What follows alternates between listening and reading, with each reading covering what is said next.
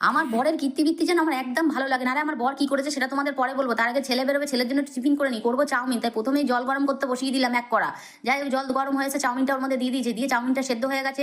এদিকে চাউমিনটা নামিয়ে নিলাম, নামিয়ে জল গরম অবস্থাতেই চাউমিনটাকে রেখে দিয়েছি। এর মধ্যে একটা কাজ ভাঙালা আসলো, এসে আমার চাউমিনটার পুরো একদম বীজ মেরে দিয়ে চলে গেল। কি বলবো, আর চাউমিনটা তো পুরো নরম হয়ে গেছিল সেদ্ধটা।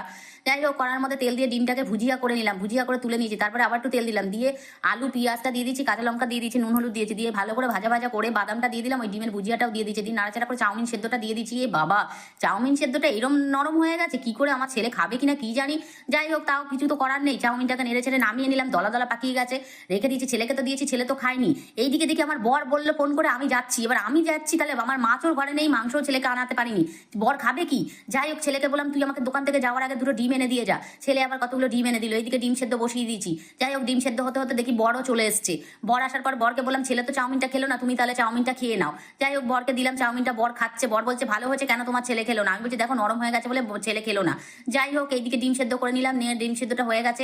কড়ার মধ্যে তেল দিয়ে এবার লাল লাল করে ডিমগুলোকে ভেজে নিলাম, ভেজে নিয়ে তুলে নিয়েছি। তারপরে কড়ার মধ্যে আবার তেল দিয়েছি, দিয়ে একটু জিরে ফোড়ন দিয়ে আলুগুলোকে দিয়ে দিলাম, দিয়ে নুন হলুদ দিয়েছি, দিয়ে ভালো করে আলুগুলোকে ভাজা ভাজা করে দিলাম। তারপরে মশলাটা দিয়ে দিয়েছি, দিয়ে ভালো করে কষিয়ে নিয়েছি।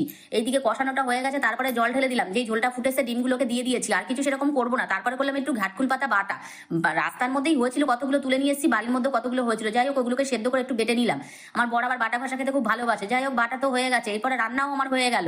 বরকে খেতে দিলাম, বর সে কি মুখ করছে, বলছে একটু মাছ আনতে পারোনি বা মাংস আনতে পারোনি, এই দিয়ে কি ভাত খাওয়া যায়। সারা সপ্তাহে বাড়ি আসি না, সপ্তাহে একদিন বাড়ি আসি, তাও তোমরা এইসব রান্না করো ছাইপাস।